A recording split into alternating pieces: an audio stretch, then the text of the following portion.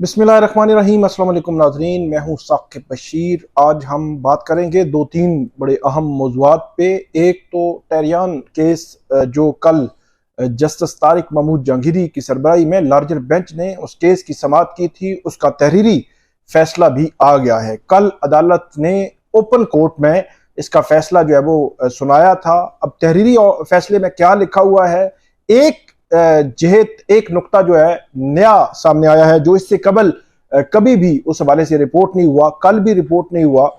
इस फैसले में जो है वो लिखा गया है, इस फैसले में बुनियादी तौर पर इमरान खान को रिलीफ मिला है। उनको नाअहल करने की ये दरख्वास्त थी जो अदालत ने नाकाबिल समाअत करार दी है। इस पे बात करेंगे।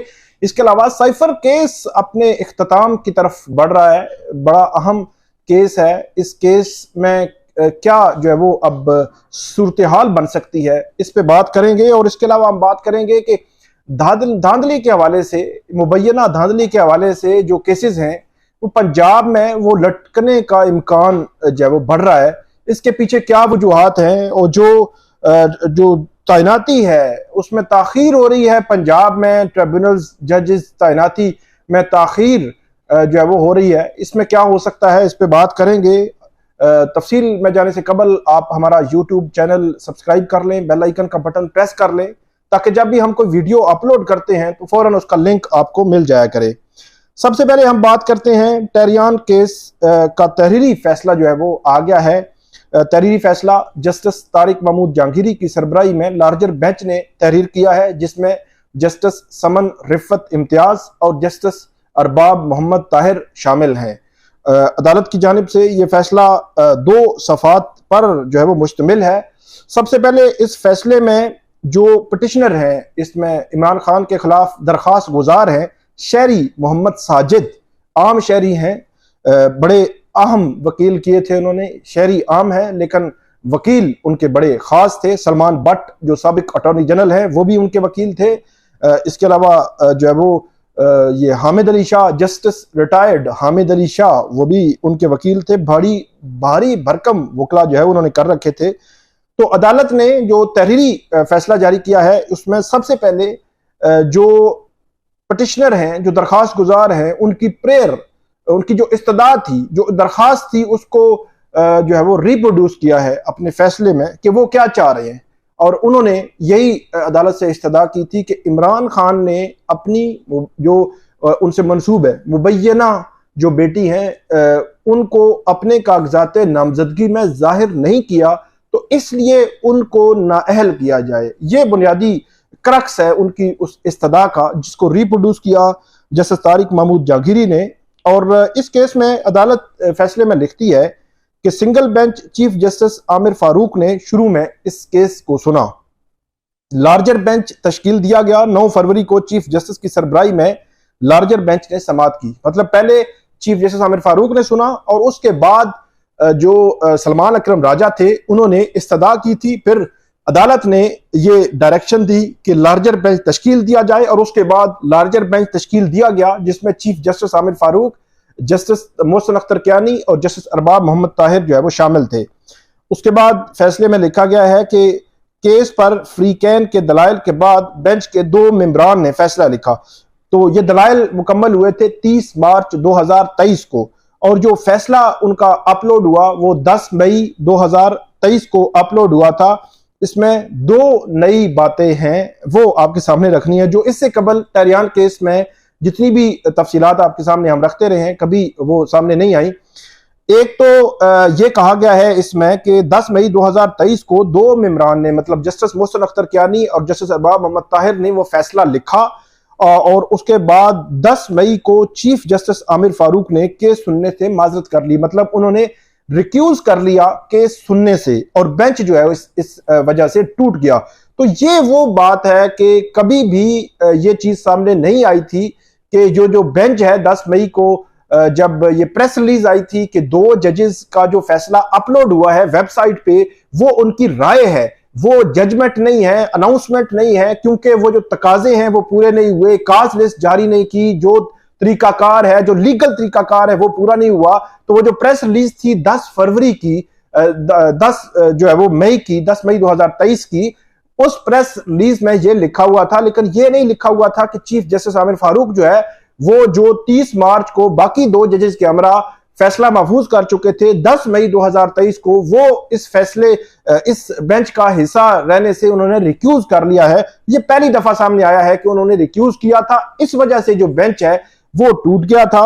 और यहीं पे मैं आपको दूसरी बात भी बता देता हूं, आगे फिर जो फैसला है उसके हवाले से आपको बताते हैं।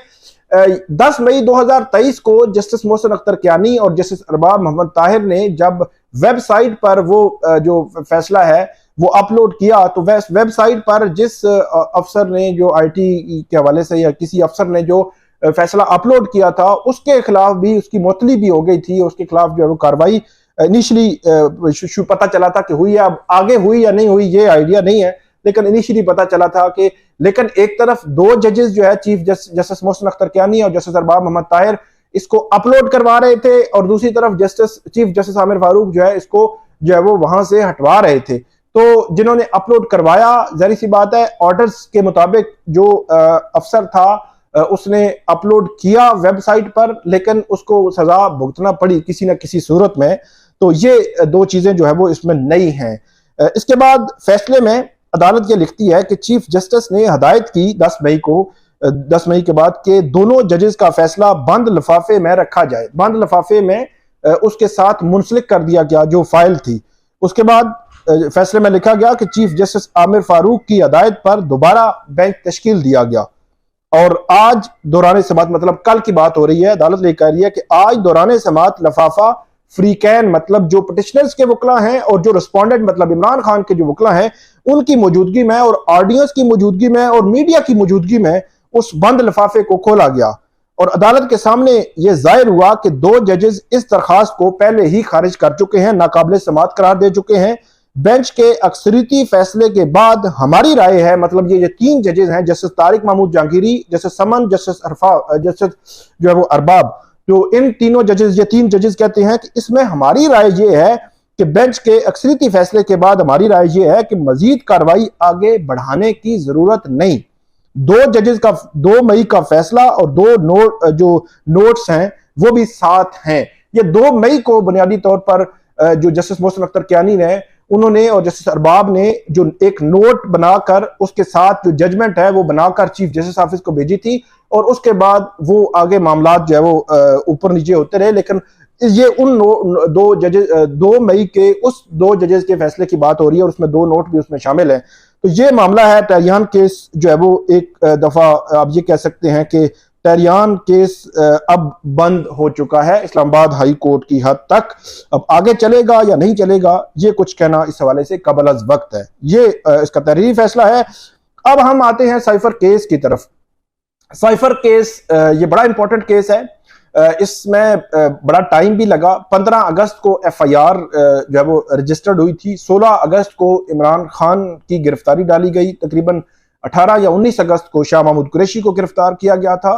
फिर इसमें अप्स एंड डाउन आते रहे, 2 दफा इसमें ट्रायल कलअदम हुआ, फिर फैसला आया 30 जनवरी 2024 को जज अबुल हसनात मोहम्मद जुल्करनैन ने फैसला दिया।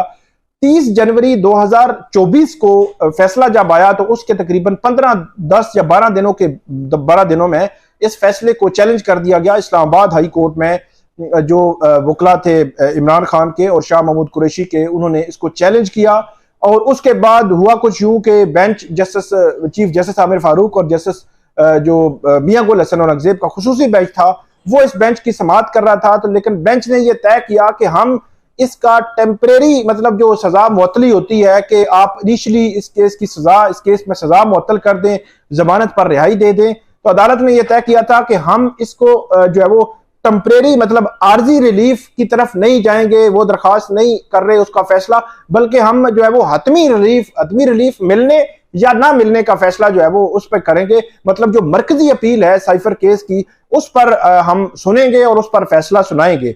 उसमें फिर ये हुआ कि इनिशियली जो सलमान सफदर है उन्होंने भी काफी टाइम लिया। पहले जो ईद थी, ईद उल फितर थी, उससे पहले ये काफी कोशिश हुई, बड़ी रोजाना की बुनियाद पर समातें हो रही थी। ऐसे लग रहा था कि वो जो शायद केस जो है वो किसी कंक्लूजन की तरफ बढ़ जाएगा ईद से पहले, लेकिन ईद के बाद भी अब दूसरी ईद भी आ रही है नेक्स्ट 15 से 20 जो है वो जून के दरमियान वो ईद है और आज 22 मई है। तो अभी तक इस केस का फेट अभी डिसाइड नहीं हुआ, लेकिन आज के हवाले से ये खबर है कि जो हामिद अली शाह है, इसमें जो स्पेशल प्रोसिक्यूटर है FIA के, उन्होंने आज अपने दलाइल मुकम्मल करने का अदालत को ये कहा है कि मैं दलाइल मुकम्मल कर लूंगा। दूसरी तरफ सलमान सफदर जो है, उन्होंने भी ये कह रखा है कि मैं भी 15-20 मिनट में जो जवाब है, जो रिबटल है, वो मैं आपको दे दूंगा। इसके अलावा एडवोकेट जनरल इस्लामाबाद अयाज शौकत, उनको यह कहा गया है कि वो भी अदालत के सामने पेश होंगे और इसके दो जो सरकारी वकील थे, अब्दुल रहमान और हजरत यूनुस, जो साइफर के केस में इमरान खान और शाह महमूद कुरैशी की जानिब से बतौर सरकारी वकील इस केस में पेश होते रहे हैं और उस केस की पैरवी करते रहे हैं, उनको भी अदालत ने कह रखा है कि वो भी अदालत के सामने आए। तो वो भी आज जो है वो अदालत के सामने आएंगे। आज इस केस में फैसला महफूज होने का बड़ा वाज़े इम्कान मौजूद है। अब फैसला क्या, मुख्तसर फैसला आज आ सकता है, कल आ सकता है, या अगले दिनों में आ सकता है, या कुछ दिन लगेंगे, कुछ कहना कबल अज़ वक्त है।